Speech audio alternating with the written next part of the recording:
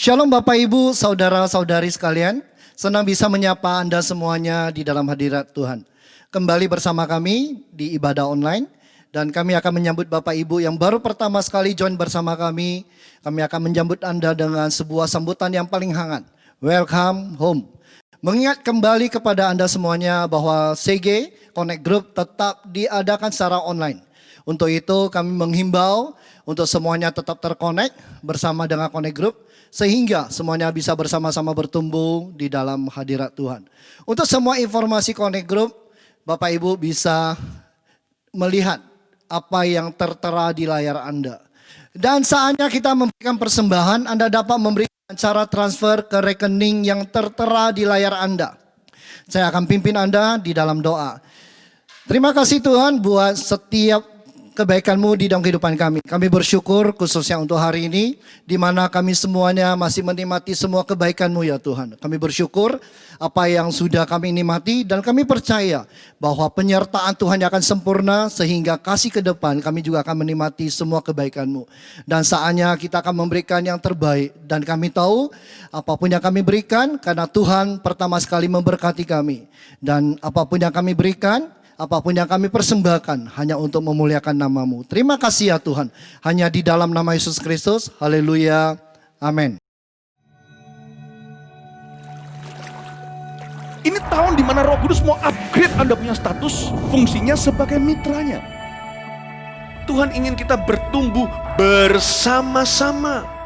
Carilah orang yang available untuk sepakat dalam perkara benar dengan diri Anda. Tuhan akan mengirim kepadamu orang-orang yang tanpa wajah, tanpa nama untuk menguatkan Anda. Jawaban kadang-kadang muncul dari tempat tak terduga. Bangun teamwork aja dengan Roh Kudus dulu, lalu bangun tim-tim dalam kehidupan kita dan dalam takut akan Tuhan.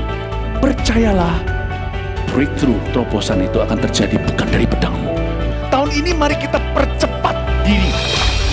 Quick to listen, cepat untuk mendengar, lambat untuk berkata-kata, cepat untuk taat, lambat. Atau bahkan kalau bisa jangan berbuat dosa. Satu dari kamu mengalahkan 1000 musuh itu quality, tapi Tuhan tidak berhenti di situ. 2 berlaksa-laksa. Kami mencetuskan bahwa supaya yang datang di sini bukan jadi jemaat akhirnya, tapi semua jadi murid-murid yang berbuah-buah lebat. Gereja Mawar Sharon sekali mengayunkan tombaknya, berdirilah 300 gereja. Mari kita bersatu. Mari kita akselerasi. Sampai 2030 300 gereja ini benar-benar terjadi.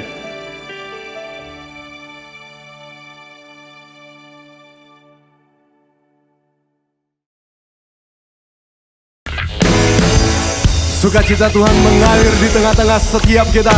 Mari kita puji Dia. Haleluya. Come on. Hey.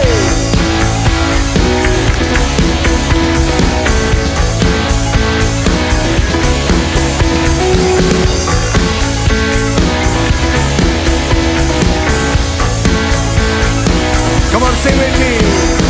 Amazing love in Calvary, show me amazing grace. Feels like I'm in darkness place, in the light.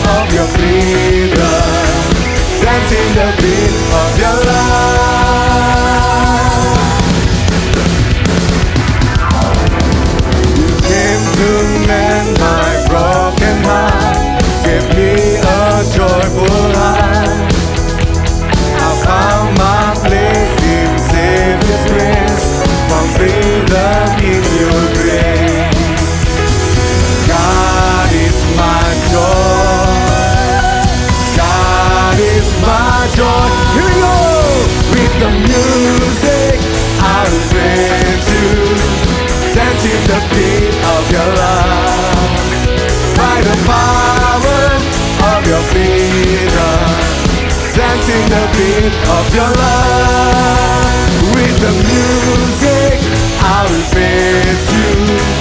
Dancing the beat of your love.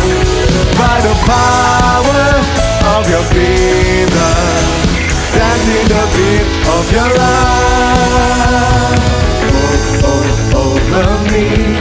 I know your love is always over me. Come on, tell him tonight. Oh, oh, over me.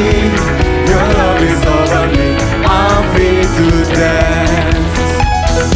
Oh, oh, over me. I know your love is always over me. Oh, oh, over me. Your love is over me. I'm free to dance. Come on, dance together. Hey.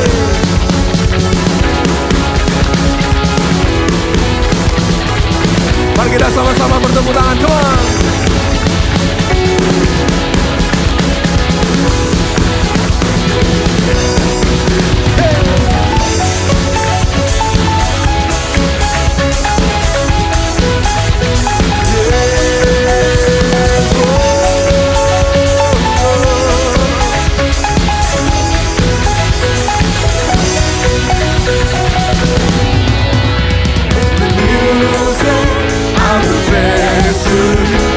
Dancing the beat of your love. By the power of your freedom. Dancing the beat of your love. One more time. With the music, I will praise you. Dancing the beat of your love. By the power of your freedom. Dancing the beat of your love.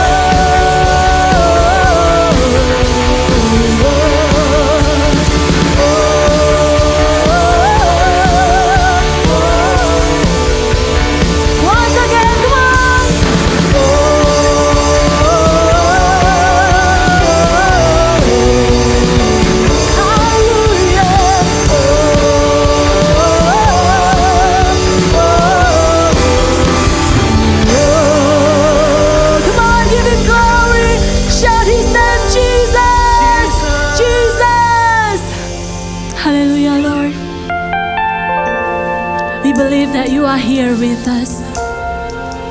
We are grateful for all you are and all you've done in our lives. Here we come to your altar and worship you, God. You be glorified above everything. Hallelujah. Because of who you are, I give you glory.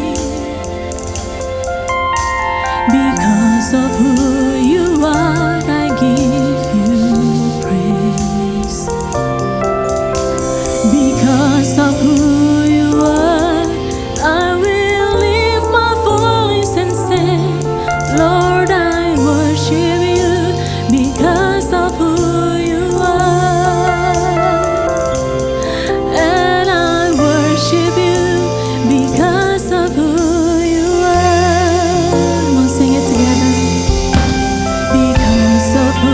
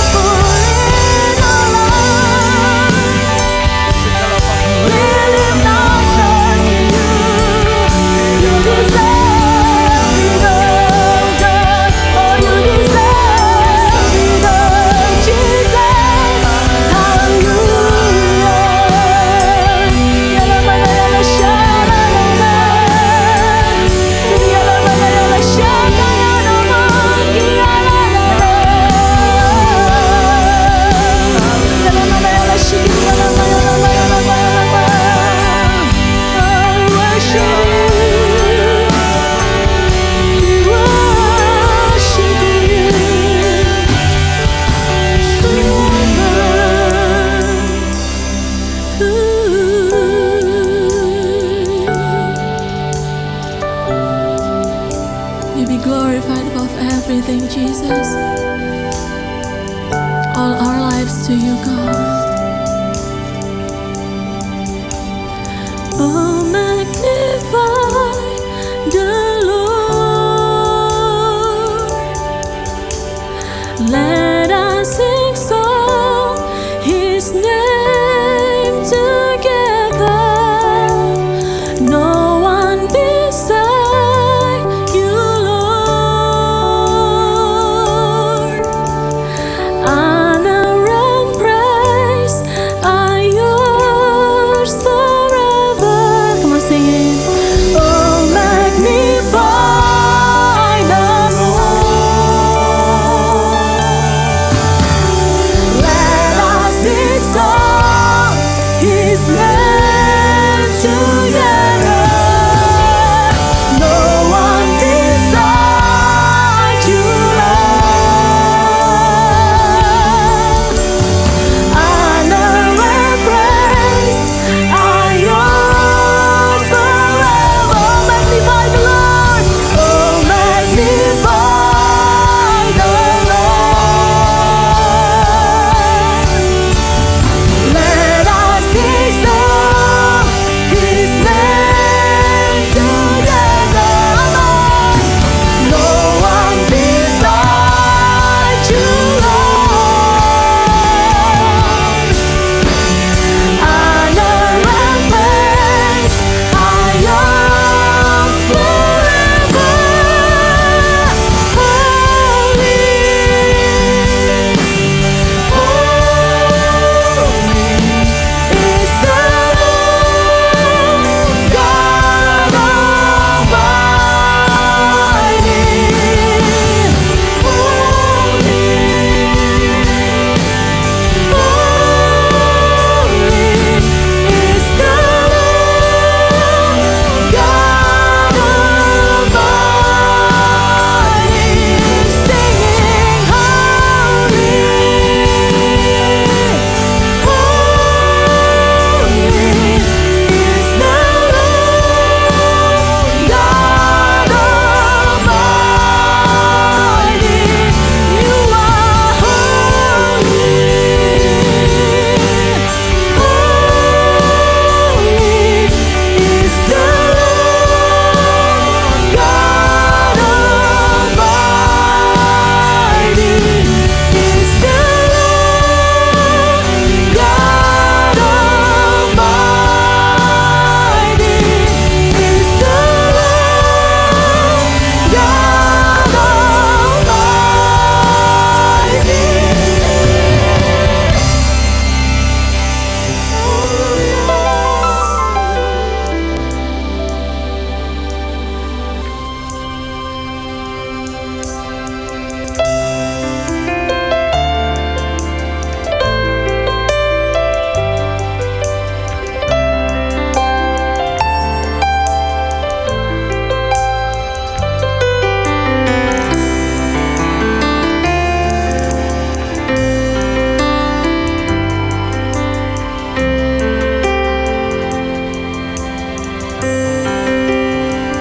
I can't forget, I still remember the place you found me, and I surrender when your grace covered my sin and so my need.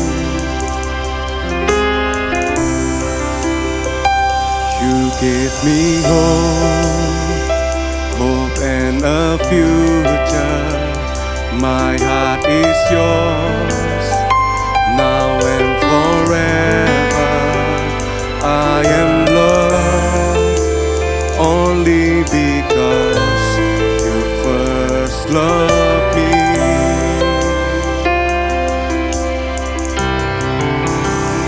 And I love you, Jesus, I love you. Yes, I love you because you first love me.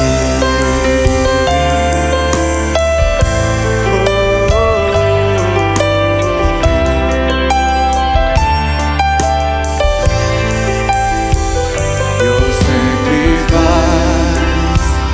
is overwhelming.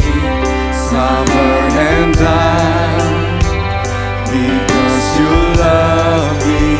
Now I'm alive only through Christ who first loved me.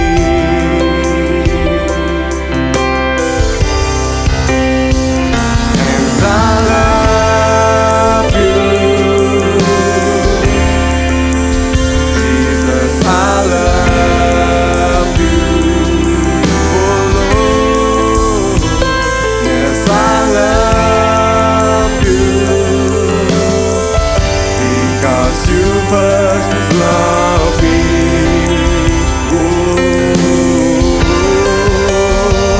And I love you, Jesus, I love you. Jesus, I love you. Yes, I love you because you first loved me.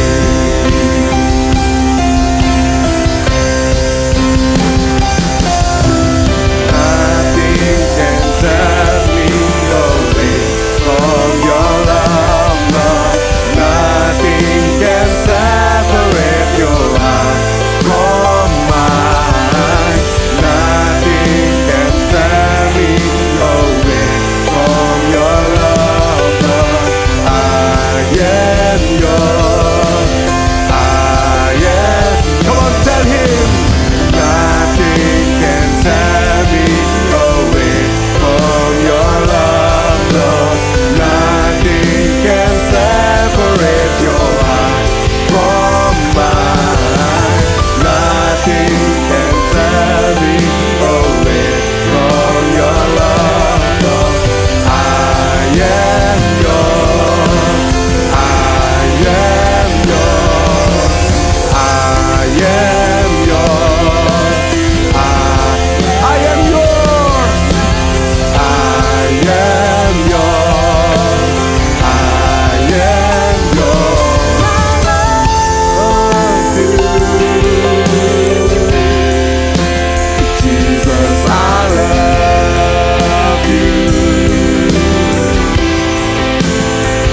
Yes, I love you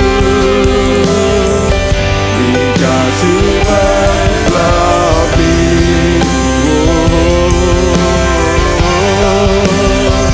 And I love you, Jesus, I love you. Yes, I love you because you first loved me. Because you first loved me. Because you first loved me.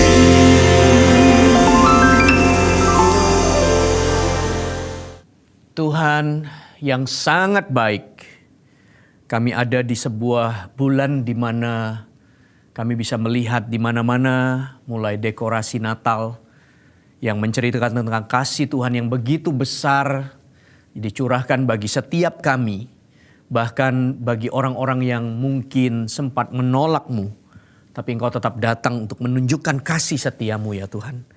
Biarkan damai dan sukacita itu melingkupi setiap hati kami, sehingga kami tahu bahwa apapun keberadaan kami, Tuhan itu terus membawa kami untuk mendekat, untuk melekat. Bahkan Tuhan sendiri juga menyediakan banyak berkat melampaui dan melebihi apa yang kami bisa pikirkan dan minta. Tuhan, ini kami anak-anak-Mu. Puaskan dan segarkan kami di dalam hadirat-Mu. Dan kami ingin mendengarkan suara hati-Mu. Berbicaralah, supaya apa yang kami kerjakan dan langkah kami didapati berkenan. Bukan menurut pengertian kami apa yang baik, apa yang tidak hanya menurut manusia. Tetapi biarkan kami boleh mengenal hati dan pikiran-Mu. Sehingga yang kami lakukan betul-betul sesuai dengan kehendak-Mu.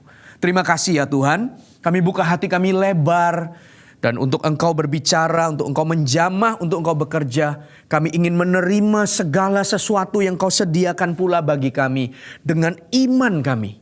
Kami percaya yang baik, yang besar, yang mulia, yang sedap didengar. Semua rancangan-rancangan kebajikan semua yang disediakan bagi kami. Kami terima ya Tuhan, termasuk firman yang akan memberkati dan mengubah setiap kehidupan kami pada hari ini.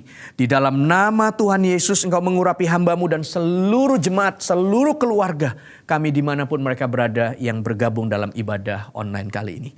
Di dalam nama Yesus kami siap untuk diberkati dan diubahkan. Haleluya. Sama-sama katakan amin. Yes. Shalom Bapak Ibu Saudara sekalian. Senang menyapa Anda dan sudah gak sabar ingin membagikan rema yang Tuhan taruh dan letakkan di dalam hati saya. Ngomong-ngomong, saya percaya bulan ini Anda kemana-mana, Anda akan melihat banyak dekorasi Natal, ya kan? Benar-benar damai Natal, sukacita Natal, biarkan terus melingkupi setiap kita ya.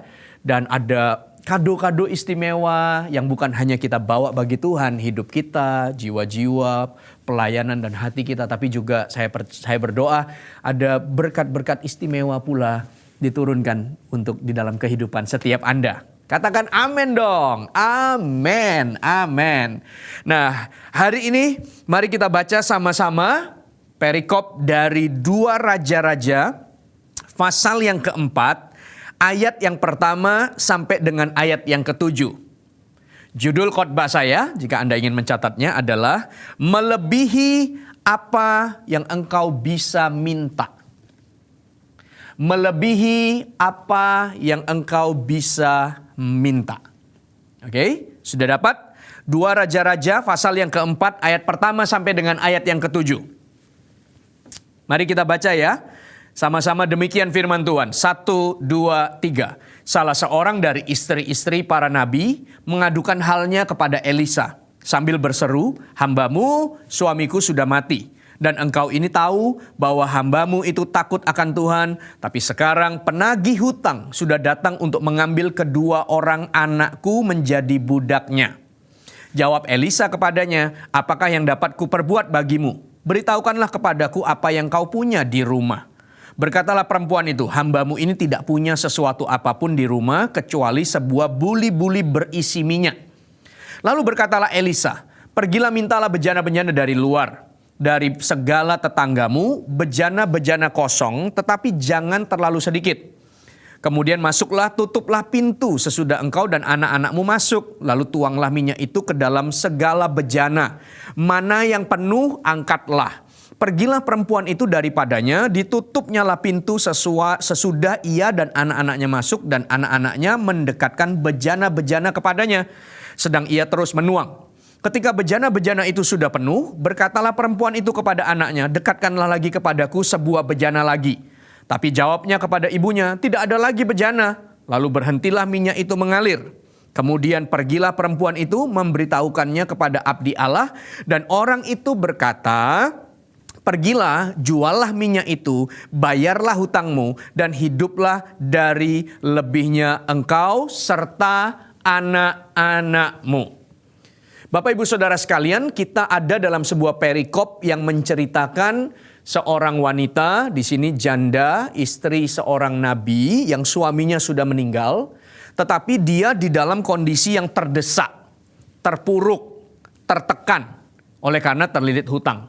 Dan saking sulitnya situasi itu karena tidak sanggup membayar, maka pada zaman itu anak bisa diambil untuk menjadi pelunasan atau ganti dari hutang yang dia tidak bisa bayar. Nah, tapi dari akhir cerita yang kita baca, puji Tuhan loh, maka mujizat terjadi dan dia bisa menyelesaikan semua hutang-hutangnya. Bahkan bukan hanya selesai atau melunasi, tetapi dia masih bisa hidup dengan segala kelebihan yang dia miliki, baik untuknya dan anak-anaknya. Nah, saya berdoa di akhir tahun ini di dalam berkat besar merayakan Natal di bulan Desember ya, kado istimewa dari Tuhan. Saya berdoa juga bahwa ada pemberian-pemberian istimewa yang bahkan melebihi apa yang Anda bisa minta dan doakan. Tentu semua doa Anda didengar dan diperhitungkan sama Tuhan. Tetapi saya percaya ada hal-hal yang Tuhan bisa berikan dan sediakan melebihi dari apa yang Anda minta. Kalau Anda minta untuk memuaskan hasrat atau hawa nafsu, tentu Tuhan tidak dengar.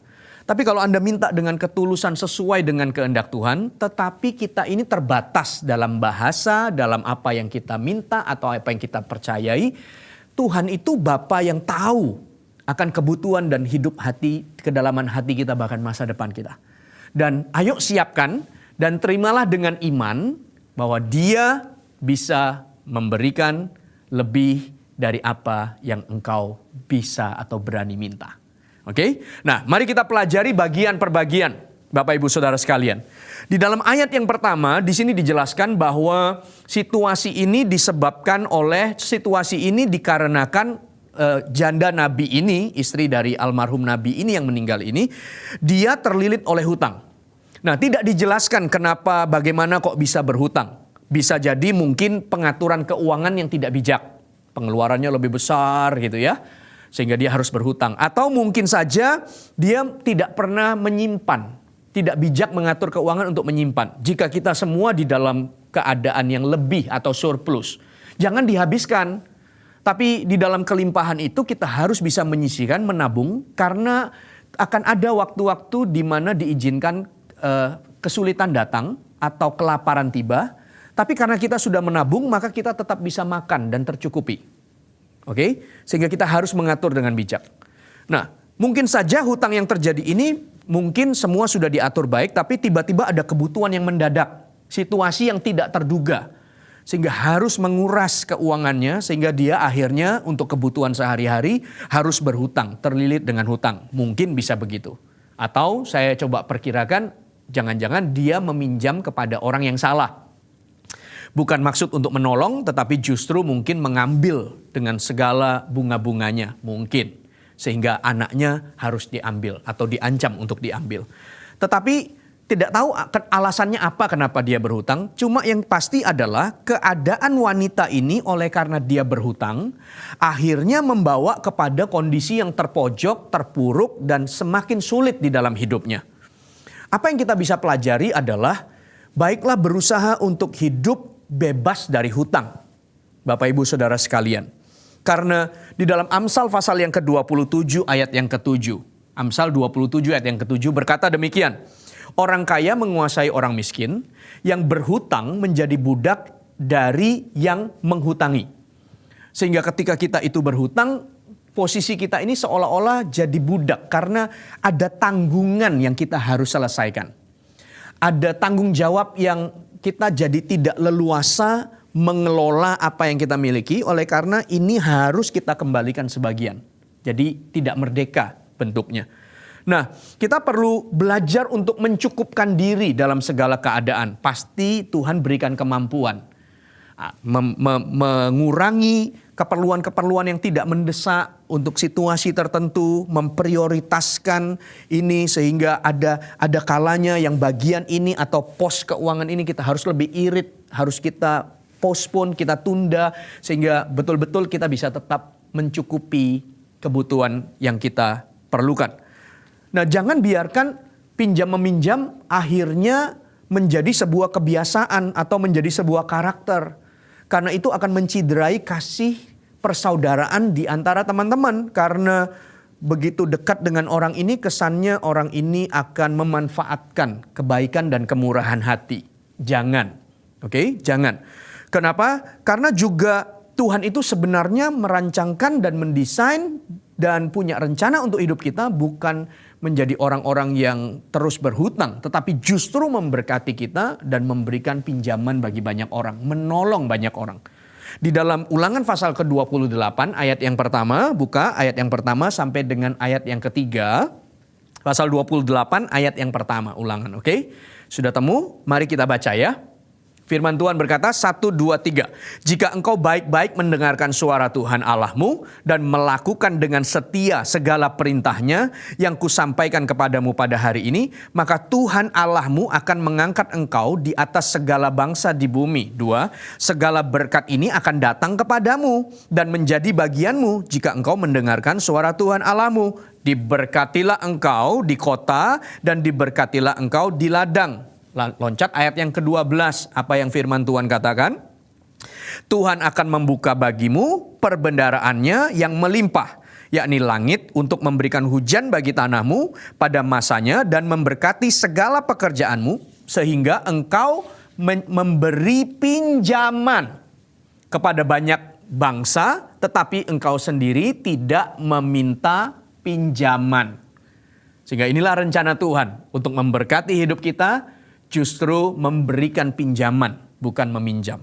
Tapi bisa jadi mungkin ada situasi-situasi tertentu sehingga secara keuangan mungkin kita ini termasuk orang yang perlu ditolong atau dibantu. Kemudian Tuhan mengirimkan orang-orang yang bermurah hati, yang memiliki kasih dan kemurahan hati untuk memberikan pinjaman kepadamu. Maka kita sendiri harus menjadi orang yang bertanggung jawab dengan memprioritaskan apa yang kita miliki ini untuk menyelesaikan atau mengembalikan pinjaman itu. Tidak boleh lari, maka itu akan melukai. Ya, orang itu pasti akan dilatih, diberkati Tuhan karena bermurah hati terhadapmu. Tetapi tabiat dan karakter kita akhirnya tidak membawa kepada kedewasaan dan perkenanan pada Tuhan. Karena Alkitab berkata di dalam Mazmur pasal yang ke-27 pasal yang ke-37 ayat ke-21. Buka Mazmur pasal yang ke-37 ayat 21. Udah? Firman Tuhan berkata apa? Orang fasik meminjam dan tidak membayar kembali. Jadi dia pinjam, sekalipun dia punya uang dia nggak mau kembalikan. Gitu. Tetapi orang benar adalah pengasih dan pemurah. Artinya pengasih, apa yang dia terima dia akan berbagi, apa yang dia miliki dia akan tidak menguasai dan mengekang itu, tapi dengan bermurah hati melepaskan dengan mudah untuk mengembalikan. Itu kategori orang benar. Sementara yang tidak mengembalikan dikategorikan sebagai orang fasik. Dia meminjam dan tidak membayar kembali. Please jangan biarkan itu jadi karakter yang tidak berkenan di hadapan Tuhan. Oke?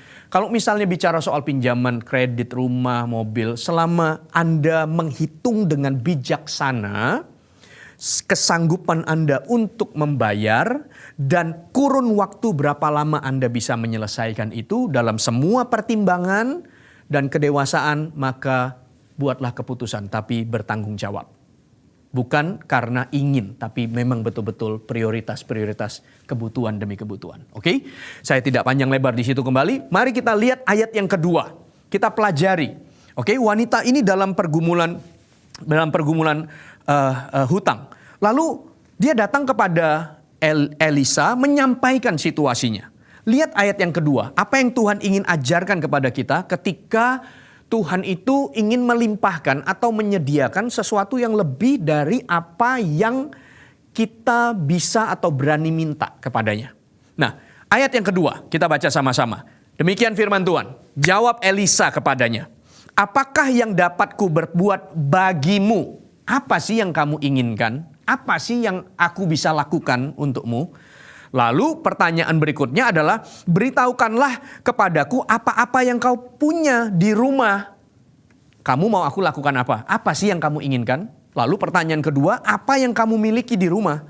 Lalu berkatalah perempuan itu, hambamu ini tidak punya sesuatu apapun di rumah, kecuali sebuah buli-buli berisi minyak. Nah, apa yang sedang Elisa lakukan atau kerjakan terhadap permohonan atau kondisi yang janda ini hadapi adalah, saya melihat dari pertanyaan ini Elisa sedang berusaha untuk menarik perhatian wanita ini kepada fokusnya tuh kepada Tuhan yang bisa melakukan, bukan hanya kepada apa yang dia ingin raih. Saya ulangi, Elisa berusaha seolah-olah menarik perhatian wanita ini bukan kepada apa yang dia ingin raih, tetapi fokusnya kepada apa yang Tuhan bisa kerjakan di dalam hidupnya. Kenapa? Karena perhatikan baik-baik, pertanyaannya adalah apa yang dapat kuperbuat bagimu. Kamu nih kepengen aku lakukan apa? Ya pasti jawabannya ya aku pengen bebas dari pergumulan ini. Betul kan? Itu kan tujuannya. Tapi pertanyaan berikutnya ditanya, apa yang kamu punya di rumah? Lalu perempuan itu bilang, hambamu ini tidak punya sesuatu apapun di rumah.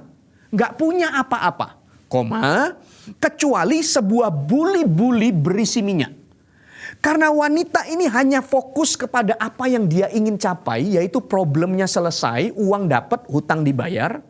Sehingga dia dengan tidak sadar meremehkan atau mengabaikan buli-buli minyak yang dia punya, yang ternyata di tangan Tuhan, buli-buli yang dia tidak anggap ini, justru ini menjadi tanda petik sumber dari apa yang dia butuhkan. Perhatikan baik-baik. Dia bilang begini, aku gak punya apa-apa. Kecuali buli-buli berisi minyak. Loh, kamu bilang kamu gak punya apa-apa. Tapi ternyata ada tuh. Artinya jawaban wanita ini berkata bahwa aku gak reken inilah. Seolah-olah aku tuh perlunya ini. Gitu. Jadi yang ada ini pun tidak ada nilainya. Nah, Elisa bertanya begini untuk menarik fokus dari wanita ini kepada Tuhan. Karena bagi Tuhan itu sekalipun kamu lihatnya hanya perlu ini. Kalau kamu fokusnya hanya ini, maka kamu akan bisa sih dapat ini. Tetapi Tuhan itu punya sesuatu yang lebih dari apa yang sebenarnya kamu bisa raih. Tapi kalau kamu fokusnya hanya ke sini, ya segini. Dan repotnya lagi adalah ketika kamu fokusnya di sini, kamu mengabaikan, kamu meremehkan, kamu menganggap gampang buli-buli yang berisi minyak. Nah, kalau fokusmu itu betul kepada Tuhan, maka Tuhan itu bisa memberikanmu lebih, tapi Tuhan itu juga bisa memakai sesuatu yang seolah-olah sepele, yang tidak direken, tidak dianggap, tidak berarti itu, justru itulah yang dipakai sama Tuhan. Supaya kamu sadar bahwa Tuhan itu bisa melakukan lebih dari apa yang kamu minta. Tapi Tuhan juga bisa menggunakan bahkan sekalipun yang terbatas, yang tidak direken itu untuk menjadi jawaban dan berkat bagi hidupmu. Anda dapat poinnya? Anda dapat poinnya? So, bagian ayat ini adalah menarik perhatian dan fokusnya kepada Tuhan.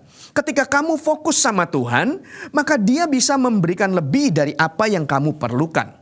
Dan Dia bisa memakai semua yang terbatas itu menjadi sumber jawaban.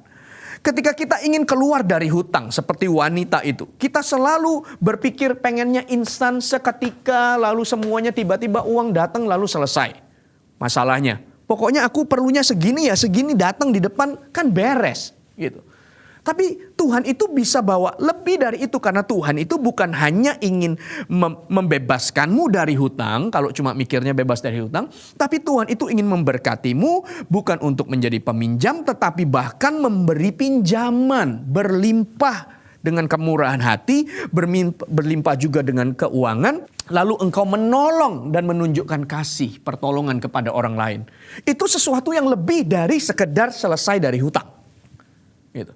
Sehingga Tuhan mau Anda lihat kepada Tuhannya. Gitu. Bukan kepada itu. Sehingga kalau orang lihatnya hanya untuk selesai, maka orang itu tidak pernah punya kerinduan untuk menyicil. Karena dalam pikirannya tuh, aduh apalah artinya menyicil. Apalah artinya bayar sedikit-sedikit. Kan lebih gampang datang blek lalu selesai semuanya. Tapi Tuhan berkata, no, lihat itu. Apa yang ada di rumahmu. Aku gak punya apa-apa sih, kecuali kecil itu. Loh. Jangan remehkan yang kecil itu loh. Kalau yang kecil itu kamu serahkan sama Tuhan, kamu taat sama Tuhan, yang kecil itu pun akan lama-lama dipakai sama Tuhan sedikit-sedikit akhirnya menyelesaikan. Bukankah ada pergumulan hutang yang bisa diselesaikan bukan dalam bentuk langsung segepok uang, tapi oleh karena orang itu tekun, mencicil, bayar, kemudian berusaha mengencangkan ikat pinggang untuk tidak ini, tidak itu, lalu enggak pengeluarannya dikurangi, lalu apa yang bisa dia jual dulu untuk melunasi ini, dia akan lakukan ini selama ini tidak mengganggu operasionalnya, pekerjaannya, lalu satu-satu dia kerjakan dan akhirnya selesai. Gitu. Akhirnya selesai. Jadi bukan hanya sekedar melihat satu gepok uang turun, boom, gitu, lalu selesai. Tuhan bisa loh ngajarin kita. Ayo yang ini lepaskan dulu, cicilan ini nggak perlu. Ayo beban ini dan tanggungan ini jangan dipikul sekarang. Karena situasinya kamu perlu lepaskan atau ini. Tuhan bisa kasih hikmat kepada hal-hal kecil-kecil itu. Dan ternyata itu bisa jadi jawaban. Makanya fokusnya bukan kepada segepok uang yang harus tiba. Lalu meremehkan hal-hal kecil itu. Fokusnya kepada Tuhan, Dia yang bisa lakukan lebih. Dan memperlakukan semua yang terbatas itu. Ada orang-orang yang berdoa, Tuhan aku kepengenlah suamiku ini berubah. Atau aku kepengen istri atau anakku atau orang tuaku berubah. Lalu di dalam benaknya dia pikir tiba-tiba semuanya langsung dijamah sama Tuhan. Lalu berubah langsung dalam 1 hari. Loh, kita tidak mengecilkan Tuhan. Tuhan bisa lakukan. Jangankan 1 hari. Sekejap Tuhan ubah juga bisa. Karena dia Tuhan berkuasa, berdaulat dan dia sanggup.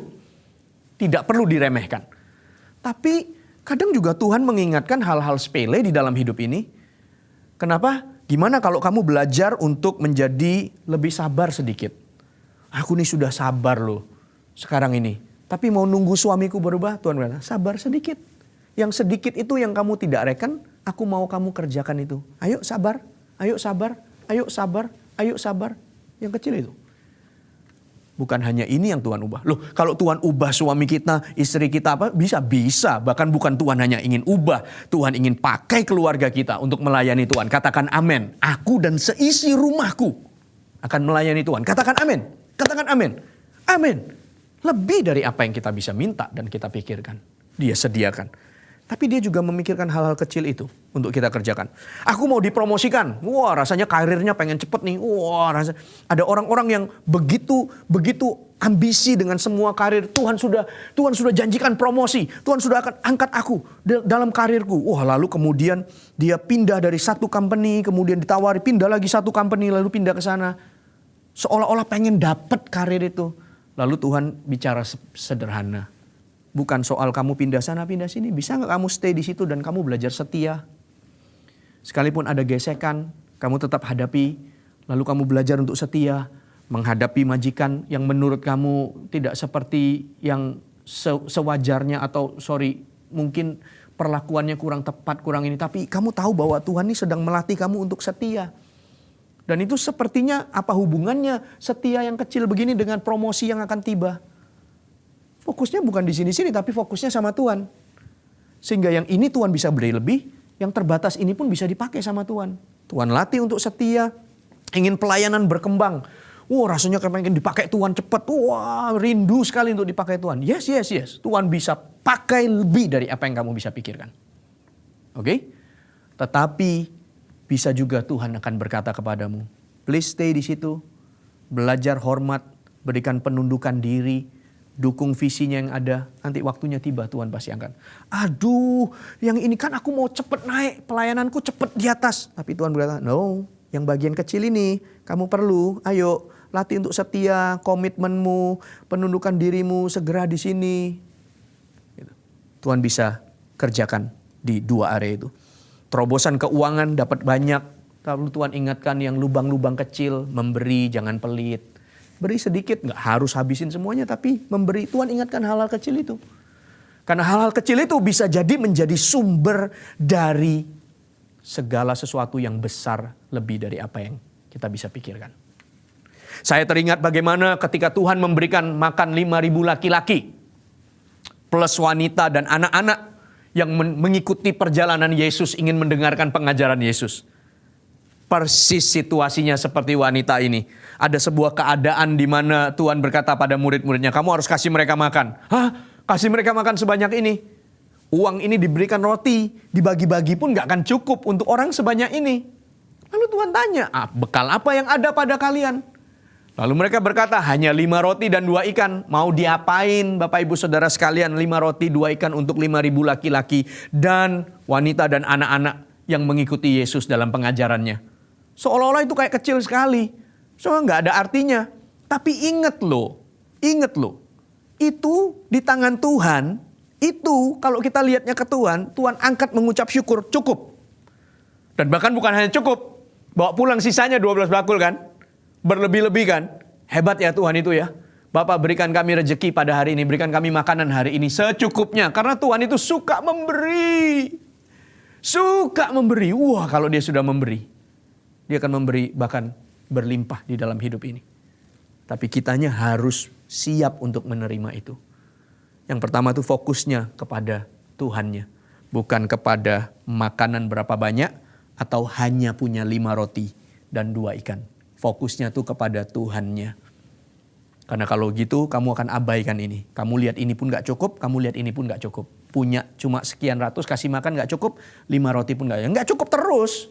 Gak selesai, gak bisa ngadepin ini, gak bisa. Oke? Tapi lihatlah fokusnya kepada Tuhan. Oke, itu bagiannya. Ayat yang kedua, ya. Fokus terus sama Tuhan. Yang kedua, bagian berikutnya, ayat yang ketiga. Oke, lihat ayat yang ketiga. Kita belajar sama-sama ya, ayat yang ketiga. Mari kita baca. Lalu berkatalah Elisa, pergilah, mintalah bejana-bejana dari luar. Minta bejana dari luar. Daripada segala tetanggamu. Bejana-bejana kosong. Tetapi jangan terlalu sedikit. Tapi jangan terlalu sedikit. Kamu minta bejana sama tetangga-tetanggamu. Jangan terlalu sedikit. Waduh, ini tuntunan yang tidak mudah bagi janda nabi ini. Oke, kenapa tidak mudah? Karena dia sendiri itu struggle. Karena dia ini sudah sampai titik di mana nggak bisa bayar hutangnya. Lalu anaknya ini mau disita, diambil menjadi pelunasan hutang. Nah, kenapa dia tidak bisa melunasi lagi? Menurut saya dia juga mungkin sudah tidak bisa pinjam ke sana ke sini lagi. Kalau bisa ya pasti dia akan selesaikan. Tapi kondisinya begitu. Nah, yang menarik adalah di dalam part yang ketiga ini, di ayat yang ketiga ini, saya tulis poinnya begini. Berani hadapi dunia. Oke? Berani hadapi dunia. Dan dalam kurung saya tulis ini, masih ada orang baik. Dan jangan biarkan gambar dirimu dirusak oleh keadaan itu. Nah, ketika kalau misalnya Tuhan ingin tolong dia kan sebenarnya bisa toh. Bapak Ibu Saudara sekalian. Bisa kan Tuhan entah kirim gimana caranya. Pokoknya dengan cara toh minyak itu mengalir juga keajaiban. Mujizat. Tapi kenapa untuk sampai tunggu minyak itu mengalir? Perintahnya adalah pergi. Mintalah bejana dari luar. Dan daripada segala tetanggamu. Jadi dia harus pergi ke rumah tetangga yang satu. Kemudian tanya, kamu punya bejana yang kosong nggak? Yang jangan ganggu kamu kalau itu pakai. Gitu. Semuanya sudah kepake. Untuk apa? Gitu. Nah, perempuan ini harus menjelaskan kan? Tapi yang berbeda adalah perempuan janda ini bukan lagi berkata, aku datang ke tempatmu boleh nggak pinjam uang untuk membayar utang yang aku buat? Enggak.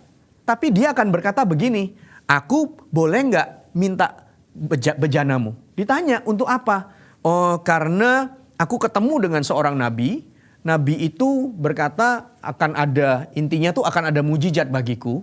Tapi aku disuruh minta ke tetangga. Jadi dia harus ketemu dengan orang. Ketemu dengan tetangga satu bukan karena kebutuhannya. Tetapi dia ketemu dengan tetangganya karena perintah yang diberikan oleh Elisa.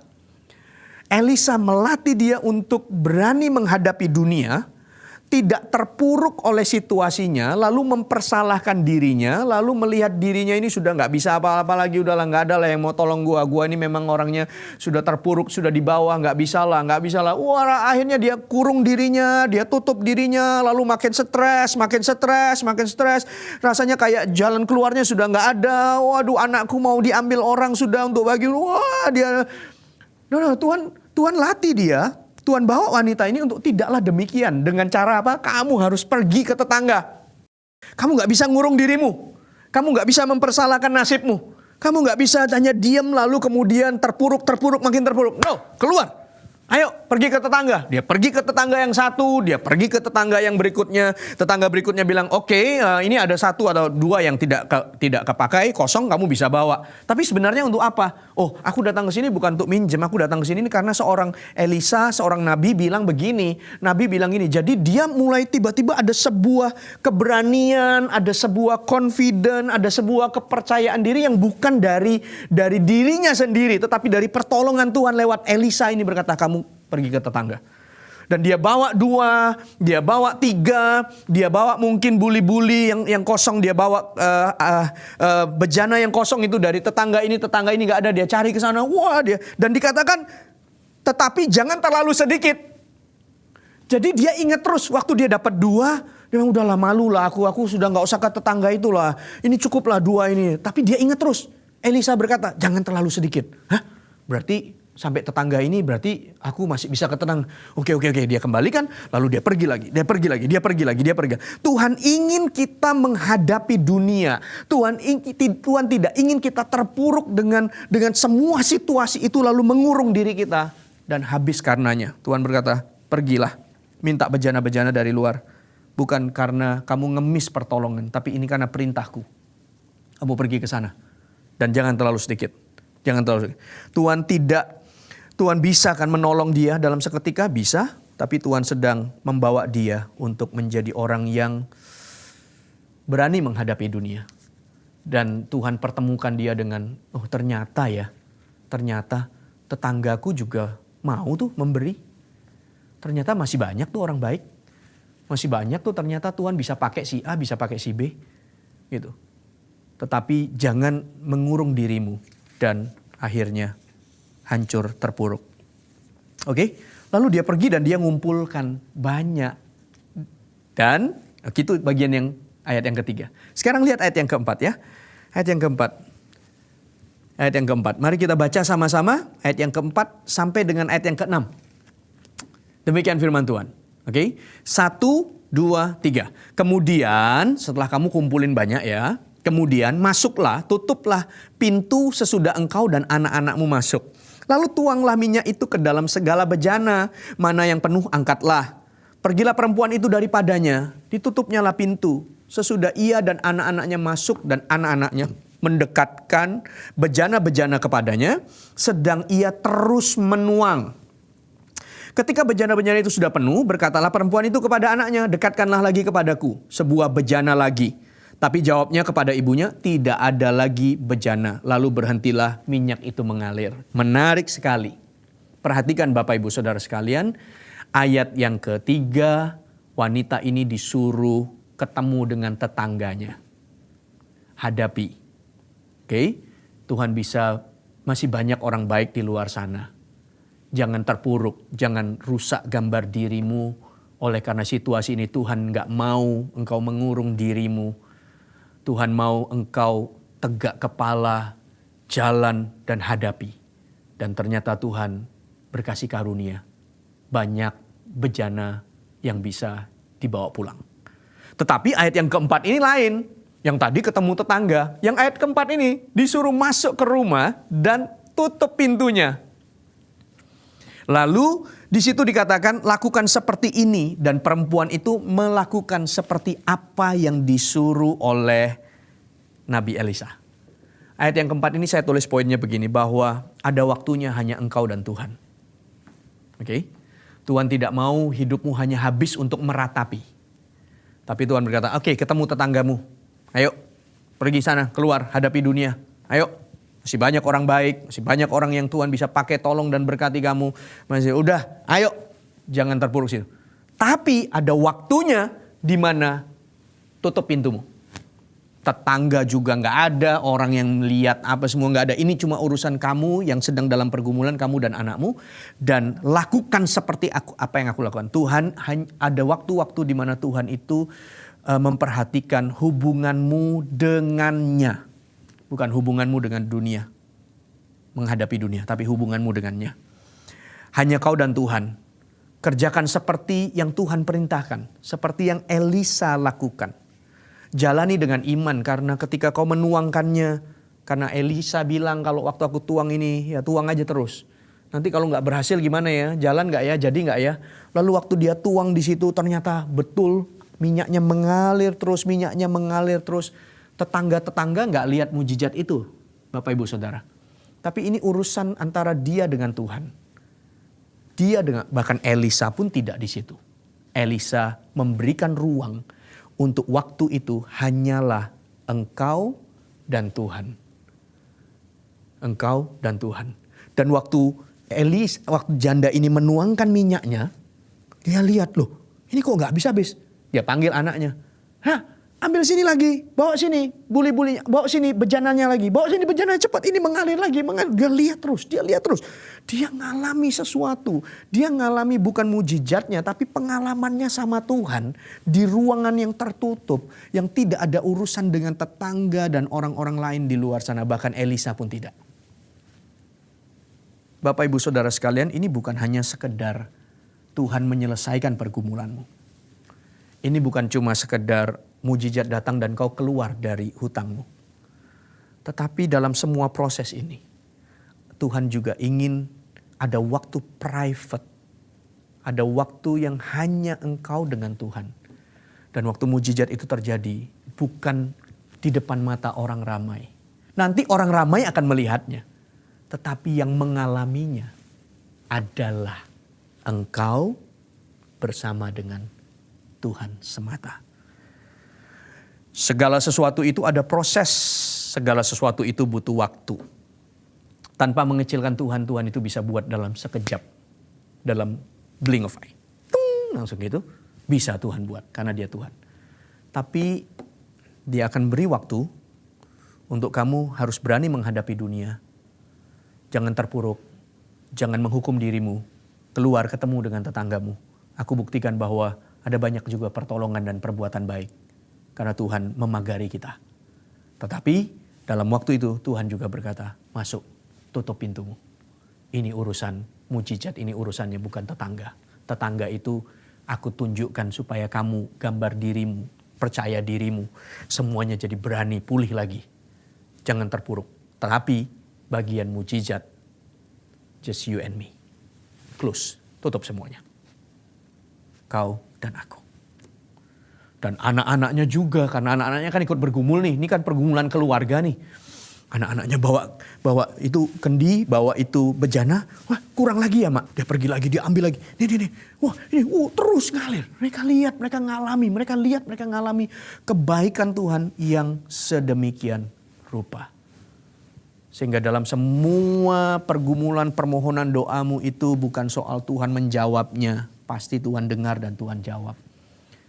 Tapi ada pengalamanmu sama Tuhan, kedekatanmu dengannya, ketaatan yang dibangun sesuai dengan apa yang Dia perintahkan, dan persekutuanmu dengan Dia dalam ruang tersembunyi. Barang siapa yang ingin berdoa, jangan berdoa di pinggir jalan sehingga orang semua lihat. Tapi kamu berdoa masuk kamarmu, kunci pintumu, dan biarkan Bapa yang di sorga melihat dari tempat rahasia, memberikan upahnya kepadamu. Ada sebuah keintiman di dalamnya. Wow, Tuhan melatih wanita ini.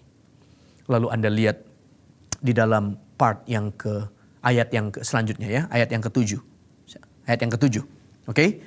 Ayat yang ke-7. Ini adalah bagian yang terakhir. Oke? Lihat ayat yang ke-7. Mari kita baca sama-sama. Kemudian pergilah perempuan itu memberitahukannya kepada abdi Allah. Dan orang itu berkata, pergilah. Juallah minyak itu, bayarlah hutangmu, dan hiduplah dari lebihnya engkau serta anak-anakmu. Wah, bagian yang ini saya tulis begini ya. Lebih dari yang kau berani atau kau bisa atau kau butuhkan di dalam doamu. Dia menjawab lebih dari itu semua. Karena ini bukan hanya soal hutang atau pergumulan yang diselesaikan. Coba Anda bayangkan. Waktu dia minta kendi-kendi itu atau bejana-bejana itu, oke, dia minta. Lalu kan orang-orang itu memberikan kepadanya. Oke, ini ada 2, ini ada 1. Ini ada nih yang kecil, silakan kamu bawa. Ini ada yang versi yang lancip untuk kalau di padang gurun bisa ditaruh begitu. Modelnya lancip. Ada yang mungkin modelnya kayak gentong atau piring gitu. Nah, nih kamu bawa, pokoknya kamu bawa ini. Lalu orang-orang ini lihat, ngapain ya dia bawa itu semua? Bener nggak ya, terjadi nggak ya? Dia tutup pintu, rumahnya dia tutup. Wah, apa yang terjadi? Nah, besoknya begitu semua ini udah selesai, nggak tahu saya besok atau enggak. Tetapi setelah itu dia harus bawa semua buli-buli itu, dia bawa bejana itu bersama dengan anak-anaknya, dia harus pergi menjualnya. Saya nggak tahu kalau itu 2, mungkin 1 orang bisa bawa 2. Oke? 1 orang bisa bawa 2 kalau kecil. Tapi kalau ternyata itu yang mengalir, yang dia pinjam ternyata banyak. Maka dia akan pergi, dia jual, lalu dia akan kembali lagi, dia ambil lagi. Itu bayangin loh, tetangganya semua akan lihat. Wih, betul ya? Wah, penuh ya? Kok bisa gitu ya? Apa? Ini adalah kehidupan di mana Tuhan menyatakan kemuliaannya di dalam ruang rahasia itu, mujizat itu. Tapi setelah itu dia harus bawa keluar dan semua orang bisa melihat. Wah, luar biasa ya kehidupanmu. Wow, orang semua terkagum-kagum. Ini lebih dari hanya sekedar masalah hutang yang diselesaikan. Ini lebih dari sekedar terpojok lalu dikeluarkan. Ini bukan hanya sekedar pergumulan yang akhirnya menemukan jalan keluar. Tapi Allah menyatakan kemuliaannya di dalam kehidupan wanita ini. Dan kemuliaan itu bukan hanya untuk mereka, tapi terpancar keluar. Karena semua tetangganya kan lihat, kamu bawa apa itu? Oh, ini sudah penuh nih. Oh iya, wah kok bisa penuh gitu ya? Iya, Tuhan buat mujizat. Tadi waktu aku di rumah ini yang terjadi. Waktu aku tutup pintu itu di ruang rahasia aku, dia cerita, dia bawa, lalu dia pulang lagi, dia ambil lagi. Loh, nggak habis ya? Masih ada, ini aku harus jual. Karena ini akan menyelesaikan semua utang. Wah, banyak banget. Itu satu, tetangganya semua heboh lihat itu semua. Bukan hanya wanita ini dapat jawaban dari pergumulannya, tapi kemuliaan Tuhan dinyatakan. Dan itu berbicara bagi banyak orang. Orang melihat kemuliaan Tuhan di dalam hidupmu dan terus menceritakan kemuliaannya. Tahu nggak? Wah, kendinya. Makasih loh ya, kamu kasih bejanamu, kamu kasih buli-buli ini, akhirnya ini, wah aku bisa jual. Wah, dia cerita kemuliaan Tuhan kemana-mana. Lebih dari apa yang kamu bisa dan kamu berani minta. Ada yang lebih besar dari itu. Tuhan sediakan. Lalu pergumulannya selesai karena begitu dia jual, dia dapat hartanya, dia dapat uangnya, kemudian dia pergi, jangan ambil anakku. Hutangnya berapa? Aku bayar semuanya, selesai. Pergumulannya pun terjawab. Menang dia atas pergumulannya. Tapi bukan hanya berhenti di situ, karena masih ada sisanya. Masih ada kelebihannya. Dan kelebihannya itu dipakainya untuk kehidupannya selanjutnya. Dia dan anak-anaknya.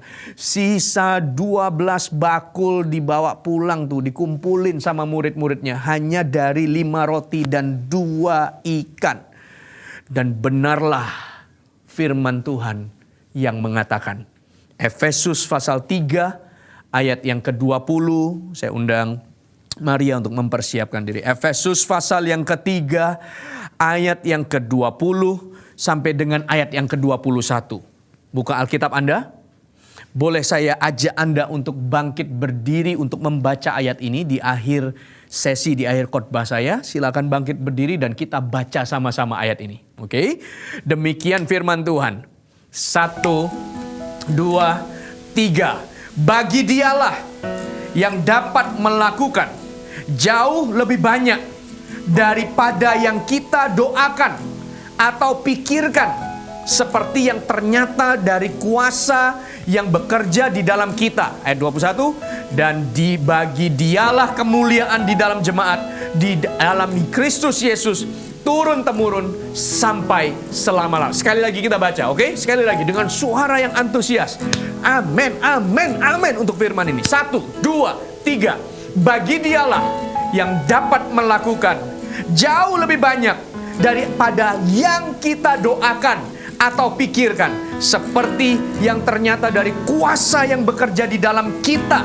Bagi dialah kemuliaan di dalam jemaat dan di dalam Kristus Yesus, turun-temurun sampai selama-lamanya. Katakan amin. Berikan tepuk tangan yang meriah buat Tuhan kita. Oh, haleluya.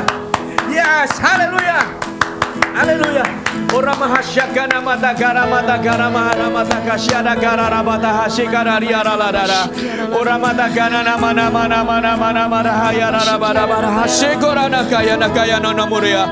Ia mana makasyana mata gara mata hasyora rabata gara riara hanaga. Mari semua menyembah dia. Megana dia ora mahasyakara rabata gara rabara. Ore mahadia rabata kasyora hata mana ora mana kasyana gara mana. Haleluya, haleluya. Ya namasyana nama yang kaya masyika makaya rana maya rara. Jauh lebih besar, jauh lebih lebih dari apa yang kita bisa pikirkan dan kita doakan. Di nama Sekene Kanona Hashimara Lota Tarahana Kashekere Gararara. Ya Maya Ramahashagoro Rabadagara Rabadagara Rabadabara. Ya Bakashekarana Madagara Madaga. Orahana Hashana Nakarura Rabarabara Gaya Rabara Gaya Rabaraga. Oh Lakasana Makaya Marahana Marama. Fokuskan hidupmu hanya pada Tuhan.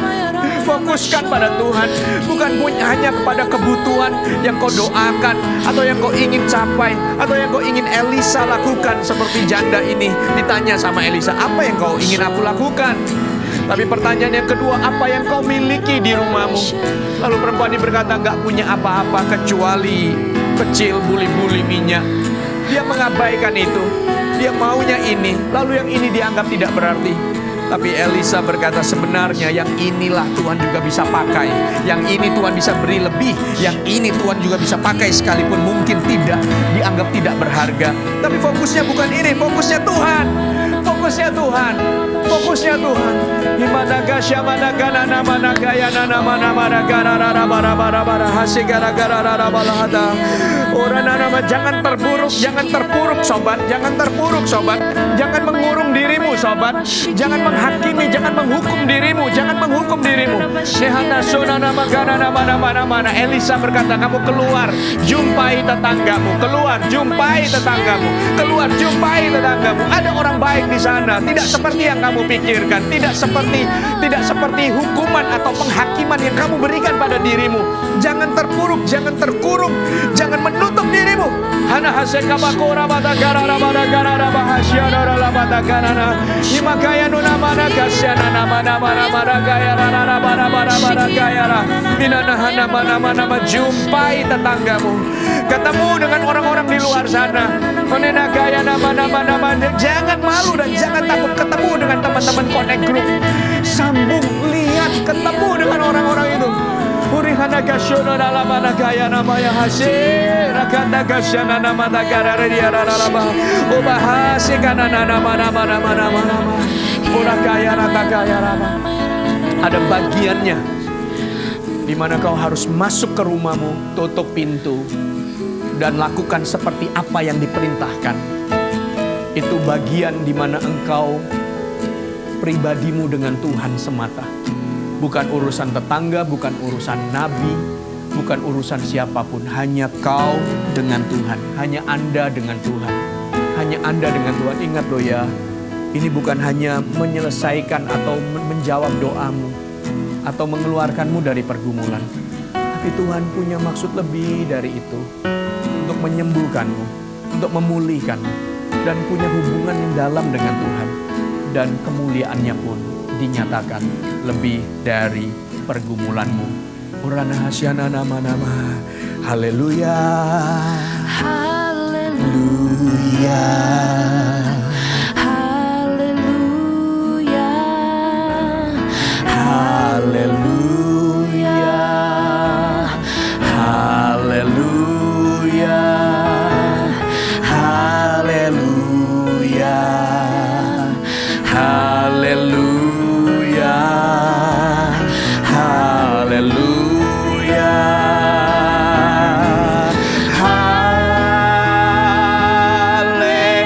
Haleluya. Haleluya.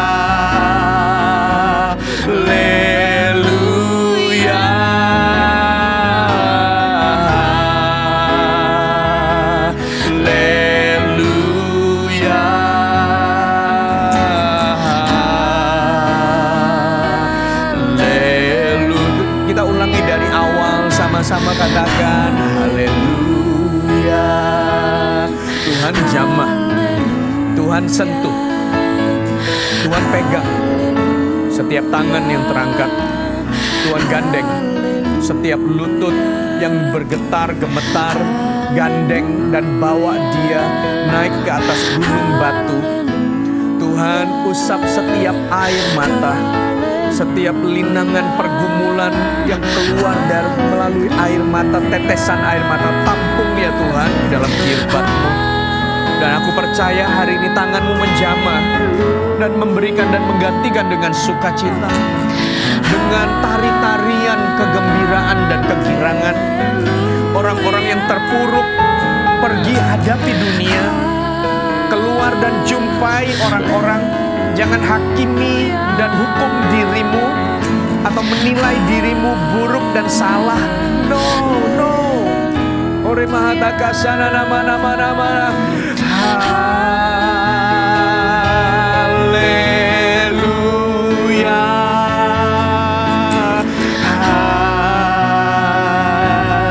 Haleluya.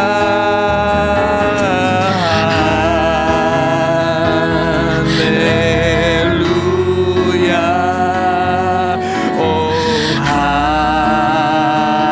Katakan haleluya. Ini waktu engkau dengan Tuhan. Ini waktumu dengan Tuhan. Ini waktumu dengan Tuhan. Tutup pintumu. Ini bukan urusan tetanggamu lagi. Ini bukan urusan nabi. Ini bukan urusan siapapun. Ini hanya engkau dengan Tuhan. Ini hanya engkau dengan Tuhan. Tuangkan minyak itu. Kau akan lihat mujizat itu. Kau akan lihat keajaiban itu. Kau akan lihat kerja Tuhan kepada hidupmu. Kepada hidupmu. Rina mahasodana managanana. Haleluya.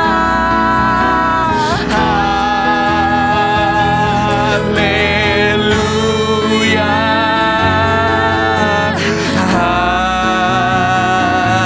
Haleluya. Haleluya.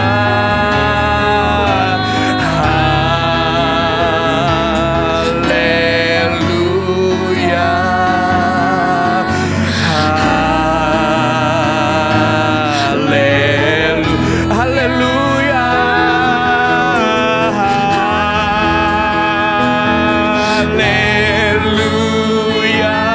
Amin.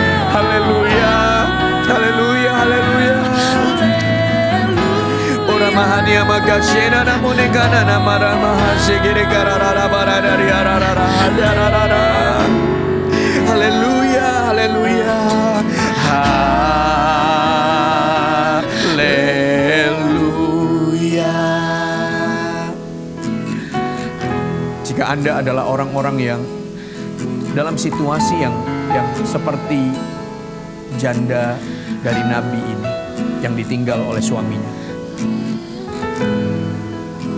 Tuhan bukan hanya ingin menyelesaikan, Tuhan bisa selesaikan. Percayalah. Anda percaya dan Anda berseru kepada pribadi yang tepat, yaitu Yesus Kristus. Karena bukankah Dia memberikan hidupnya, Dia turun dari sorga, mengambil rupa hamba, lahir sebagai seorang bayi, dan menunjukkan begitu besar kasih-Nya, sehingga apapun yang kau serukan di dalam doamu, Dia pasti mendengarkannya. Tapi tahukah bahwa Dia menyediakan lebih dari apa yang bisa kita doakan dan pikirkan? Oke? Dia bukan hanya ingin menyelesaikan. Dia bukan hanya ingin mengeluarkan. Dia bukan hanya ingin memberikan jalan keluar. Tapi Dia ingin menyatakan kemuliaan-Nya. Sehingga pada waktu engkau pergi keluar menjual minyak itu, dengan buli dan kendi-kendi itu, dengan bejana-bejana itu semuanya, orang-orang akan melihat kemuliaan Tuhan melalui kehidupanmu. Kehidupan yang penuh dengan kemuliaan dan curahkan, diceritakan ke banyak orang tentang kebaikan Tuhan. Dan berkelimpahanlah. Bukan hanya selesai, tapi bonus-bonusnya pun mengikutinya.